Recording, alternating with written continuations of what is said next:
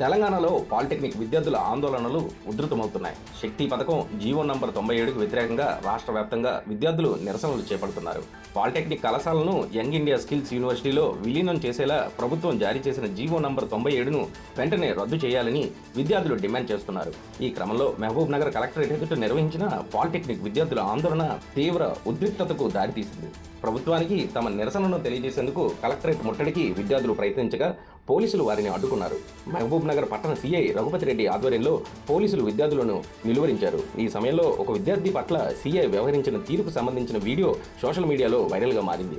విద్యార్థి గొంతు పట్టుకున్నట్టుగా కనిపిస్తున్న దృశ్యాలపై తీవ్ర విమర్శలు వెల్లువెత్తుతున్నాయి. తమ భవిష్యత్తుపై విద్యార్థులు ఆందోళన వ్యక్తం చేస్తున్నారు.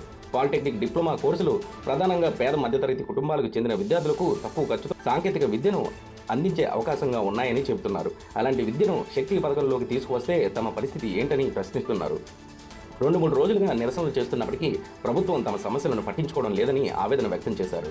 రోడ్లపై ధర్నాలు చేస్తే ట్రాఫిక్ ఇబ్బందులు కలుగుతున్నాయని అధికారులు చెబుతున్నారు. కానీ తమ విద్య భవిష్యత్తుపై ఎలాంటి ప్రభావం పడుతుందనే విషయాన్ని మాత్రం ఎవరూ పట్టించుకోవడం లేదని విద్యార్థులు మండిపడుతున్నారు. ఎవరిని సంప్రదించకుండా ప్రభుత్వం జీవోలు జారీ చేస్తే తమ భవిష్యత్తు ఏం కావాలని ప్రశ్నిస్తున్నారు. మంచి ఉద్యోగం, మెరుగైన భవిష్యత్తు కోసం పాలిటెక్నిక్ చదువుతున్నామని తమను కేవలం కార్మికులుగా పరిమితం చేసే పరిస్థితులు తీసుకురావడం సరికాదని అంటున్నారు. తమ సమస్యను ప్రజల దృష్టికి తీసుకెళ్లేందుకు రోడ్డెక్కితే పోలీసులు తమపై దాడులకు పాల్పడుతున్నారని విద్యార్థులు ఆరోపిస్తున్నారు. విద్యార్థుల ఆందోళనను అణిచివేయడం కాకుండా వారి డిమాండ్లపై ప్రభుత్వం చర్చించి పరిష్కారం చూపాలని కోరుతున్నారు.